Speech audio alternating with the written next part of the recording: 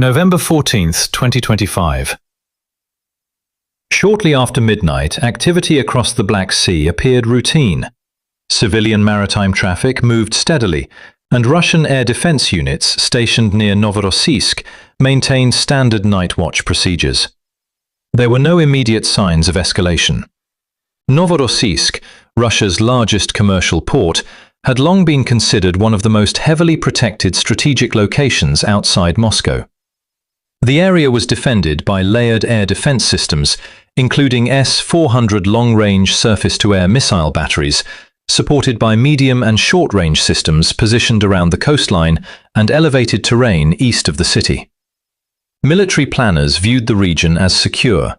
Approximately 600 kilometers away, inside Ukrainian territory, a mobile launcher unit remained concealed in wooded terrain. Mounted on the vehicle were 4 long-range Neptune cruise missiles configured for land attack roles. Following final system checks, including wind data, navigation alignment and route programming, launch authorization was given. Within seconds, the first missile ignited and cleared the tube vertically before transitioning toward its programmed flight path over the Black Sea. 3 additional missiles followed in rapid succession. After an initial climb phase for navigation stabilization, all 4 missiles descended to low altitude.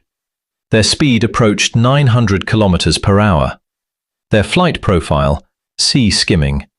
Flying only a few meters above the water surface, the missiles utilized the curvature of the Earth to reduce detection range. At such altitudes, even advanced long-range radar systems face significant line-of-sight limitations. Meanwhile, radar operators near Novorossiysk detected a sudden surge of aerial contacts. Dozens of low-signature targets appeared across multiple sectors. Drone swarms approached from varying directions and altitudes, creating a complex radar picture. Air defense units responded according to protocol.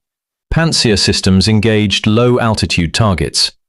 S-300 and S-400 batteries launched interceptors against clustered radar returns assessed as high priority. The night sky illuminated with repeated launch flashes and mid-air detonations. To defenders monitoring engagement screens, the response appeared effective. However, the primary threat was not among the most visible radar contacts. Trailing behind the drone activity, 4 Neptune missiles continued their low-altitude approach across open water. Remaining near the radar horizon, they minimized exposure time within detection envelopes.